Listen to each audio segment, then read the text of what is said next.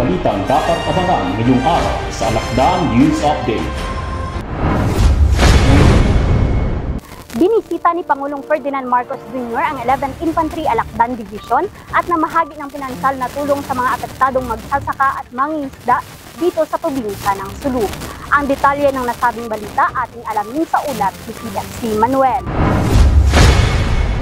Malugod na tinanggap ni Major General Ignatius N. Patrimonio, Commander ng 11th Infantry Alakdan Division at Joint Task Force Orion, ang ating kagalang-galang na Pangulong Ferdinand Bongbong R. Marcos Jr. ng Republika ng Pilipinas sa headquarters ng Camp Teodoro Bautista, Barangay Busbus, Holo, Sulu noong ika-5 ng Hulyo taong kasalukuyan. Sa isang executive session, binigyan ni Major General Patrimonio ang Pangulo ng briefing tungkol sa mga kasalukuyang TERAS campaign accomplishments at peace and security efforts sa Sulu, na dinaluhan ni Secretary Gilberto Teodoro Jr. ng Department of National Defense, Secretary Benjamin Abalos Jr. ng Department of Interior and Local Government, Secretary Francisco Chu Laurel Jr. ng Department of Agriculture, Secretary Rexlon Gatchalian ng Department of Social Welfare and Development, General Romeo S. Browner Jr., Chief of Staff ng Sandatahang Lakas ng Pilipinas, Lieutenant General William N. Gonzales, Commander ng Western Mindanao Command, mga Brigade Commander at iba pang opisyal ng militar. Sa kanyang pambungat na pananalita, binigyan din ni Major General Patrimonio ang kahalagahan ng pagbisita ng Pangulo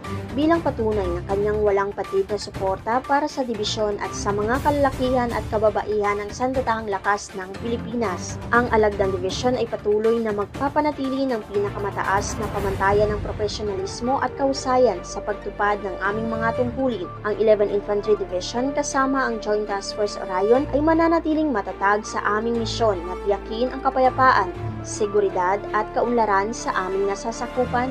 Anya, binati naman ni Pangulong Marcos ang 11th Infantry Alakdan Division at Joint Task Force Orion sa kanilang matagumpay na kampanya. Masaya akong marinig na matagumpay ang kampanya dito sa Sulu. Sana'y magpatuloy ang inyong mga pagsisikap upang mapanatili ang kapayapaan at seguridad sa Sulu. Makakaasa kayo na ang administrasyong ito ay susuporta sa inyong mga pagsisikap para sa kapayapaan at seguridad dito sa lalawigan. Aniya. Bago ang kanyang pagbisita sa dibisyon, pinangunahan ni Pangulong Marcos ang pamamahagi ng pinansyal na tulong sa mga napiling magsasaka at mangingisda na naapektuhan ng El Niño sa Sulu, kasama ang Department of Social Welfare and Development sa Capital Site, Barangay Bangkal, Patipul, Sulu. Bago ang kanyang pag-alis, lumahok ang Pangulo sa isang budal fight kasama ang mga kalalakihan at kababaihan ng Alakdan Division. Ang tradisyonal na gawain ito ay naglalayong itaguyod ang pagkakaisa, pagkakapatiran at pagkakapantay-pantay sa hanay ng mga tropa na nag-aalis ng mga balakid sa pagitan ng mga ranggo at nagpapalakas ng pagkakaisa at pagsasama-sama.